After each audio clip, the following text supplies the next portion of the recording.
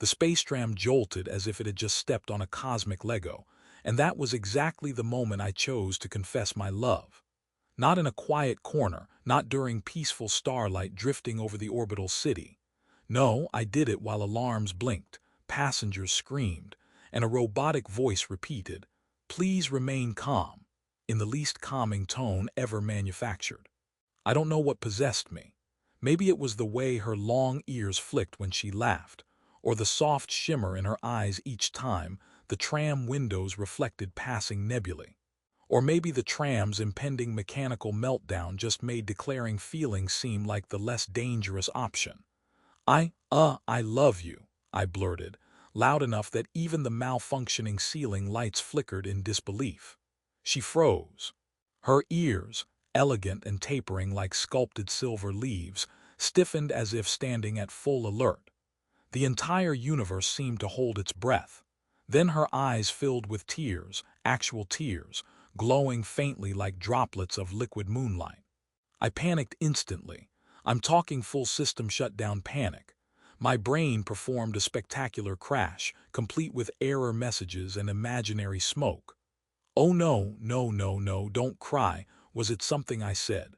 I mean, obviously it was something I said, but here. I fumbled in my pocket for a tissue, forgetting that Terran tissues dissolve when exposed to certain alien skin temperatures.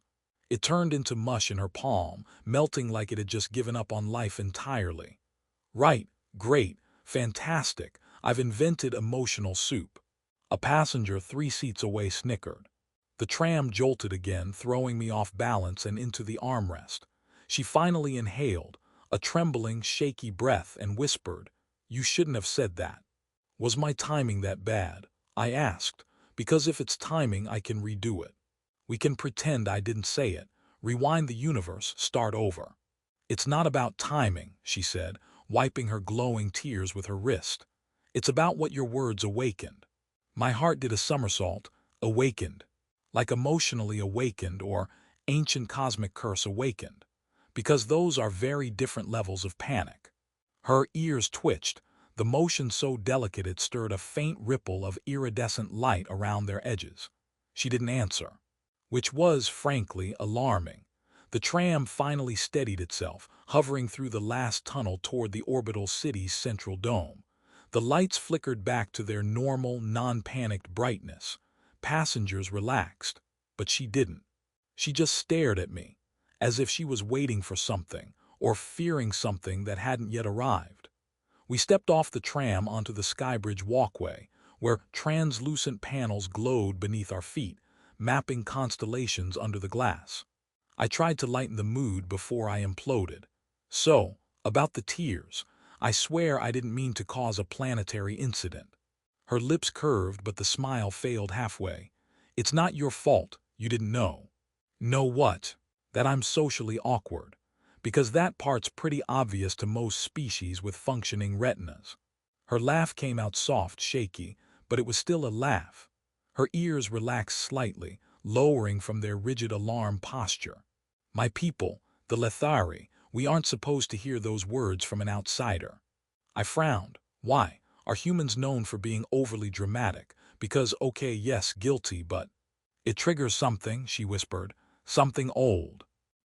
A cold pulse shivered through the walkway beneath us. Not from her, not from me. The panels flickered like they sensed the tension, or like they were listening.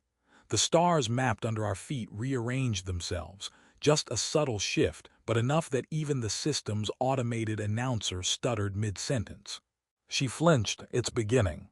"Okay, hold on," I said, raising my hands. "Before anything begins, I need details. Are we talking ancient prophecy, galactic curse, emotional hypersensitivity?" Her eyes met mine, shimmering with that luminous sorrow again. "You awakened what my people call the heart weep." A distant hum filled the corridor, as if the station itself was reacting. Lights dimmed, then brightened. A soft gravitational ripple nudged us closer together, which I would have appreciated if it wasn't clearly part of the ominous situation. I swallowed. "Heart weep sounds poetic. Is it poetic? Please tell me it's poetic."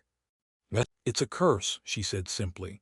"A bond, a destiny that has never ended well. Fantastic. I declare love once, and suddenly the universe drafts me into a cosmic tragedy.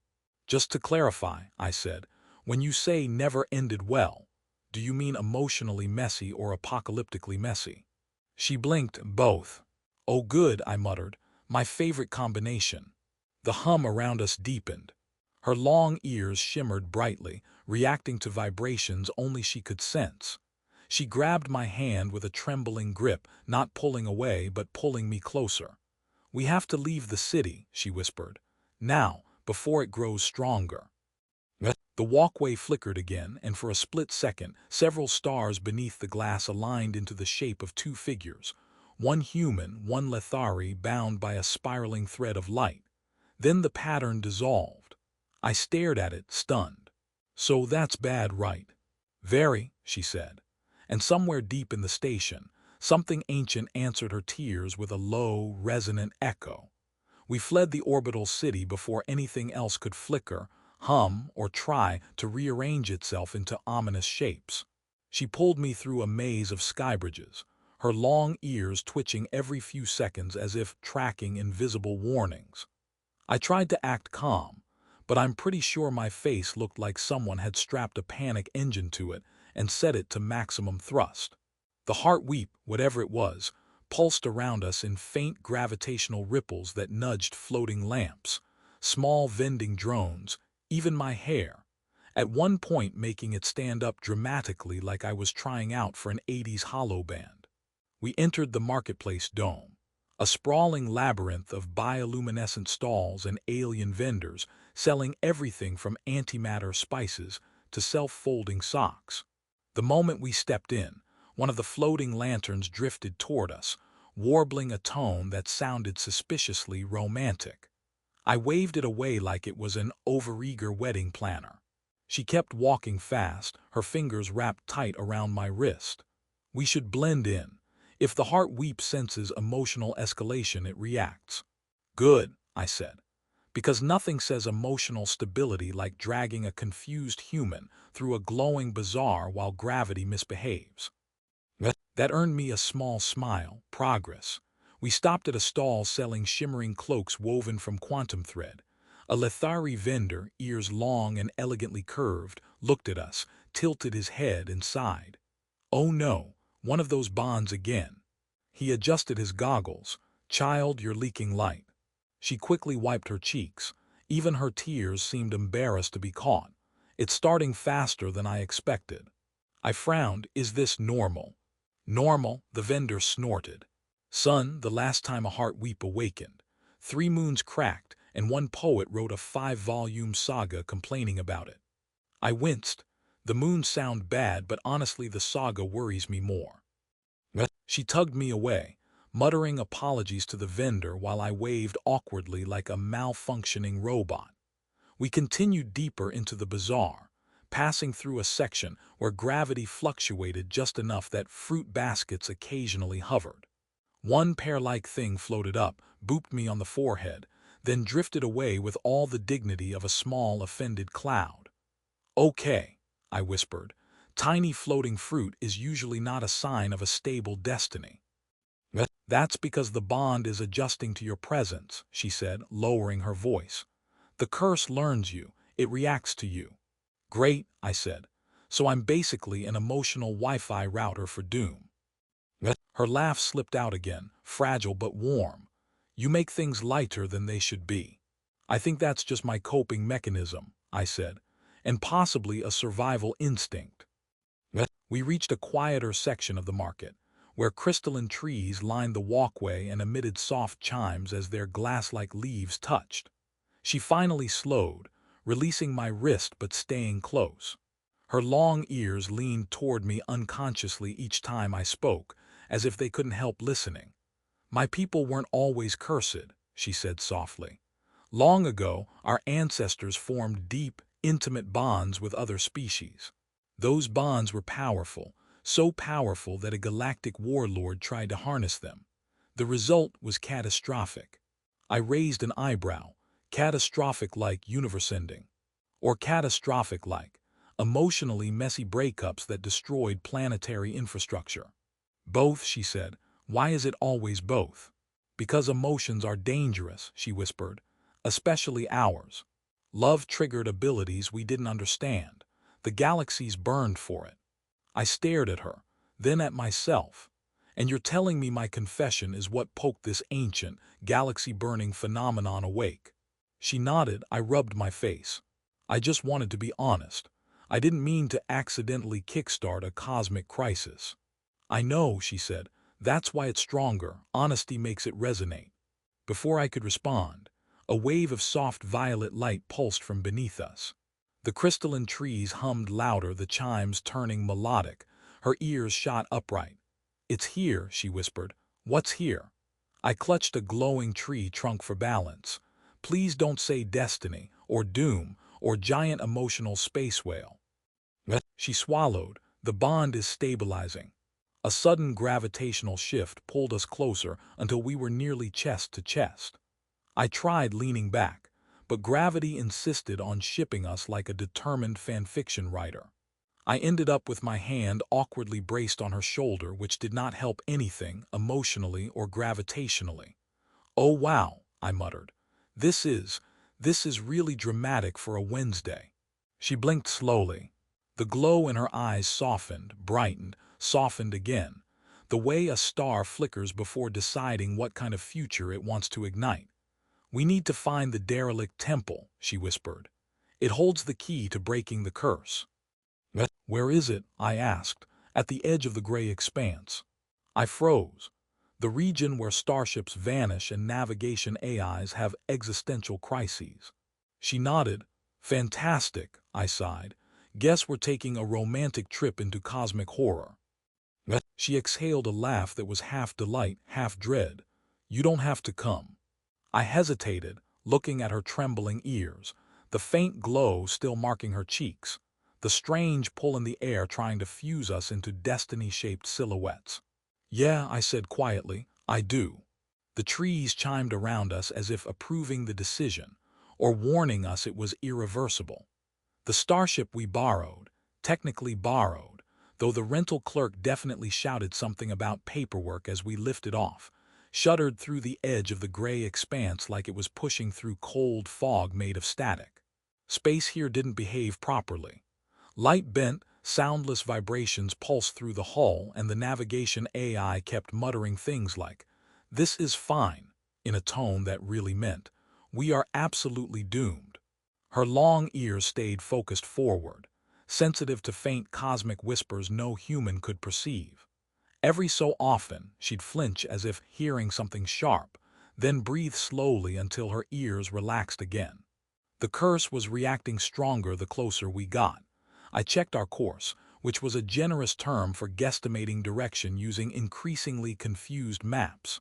So, I said, this derelict temple, does it have a door? Or do we just knock on ancient space debris until something answers? It's not a temple in the traditional sense, she said.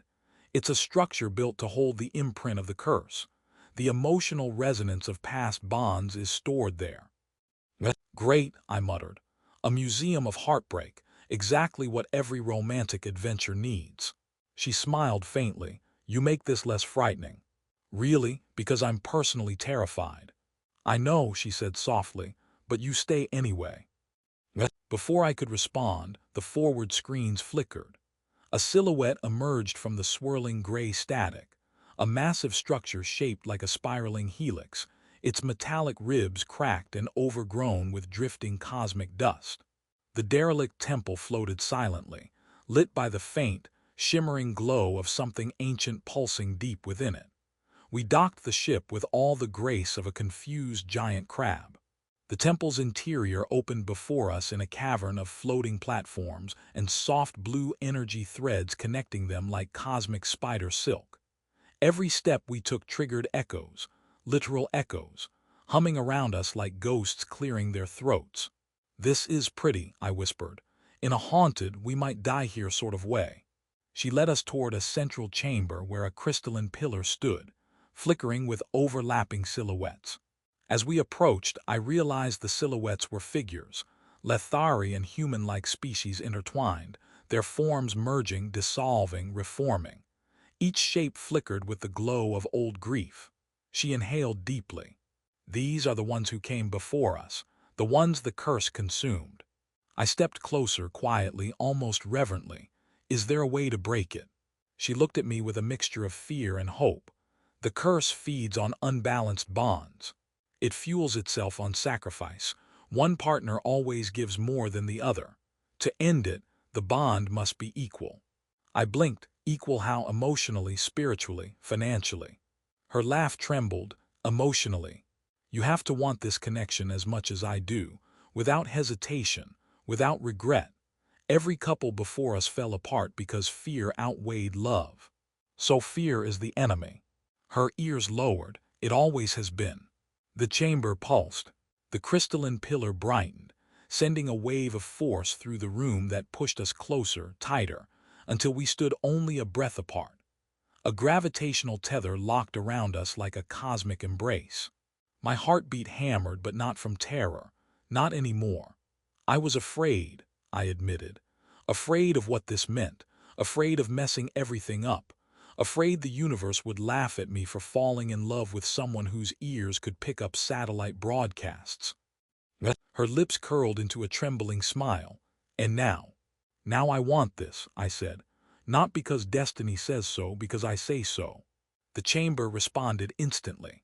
Light surged around us, warm and swirling like a nebula waking from a long dream. Her tears fell again, but no longer glowing with sorrow. This time their light was soft, warm, hopeful. She took my hands. Then the bond is equal. A surge of energy erupted, rushing into the pillar. The silhouettes inside flickered wildly, then dissolved, released. The cosmic threads tethering us loosened until gravity fell still again. The hum faded. The curse, for the first time in millennia, exhaled. It's over, she whispered. I staggered, overwhelmed. So, no explosions, no tragic collapse, no spontaneously appearing poet writing sagas about us. Not unless you count your dramatic declarations, she teased. We returned to the ship hand in hand, and for the first time since my impulsive confession, her ears rested comfortably against her hair. No trembling, no fear, just peace. As we left the gray expanse behind, she leaned her head on my shoulder, carefully, since her ears were still capable of poking me like elegant antennas. You changed, she murmured. Not into someone different, but into someone unafraid to feel.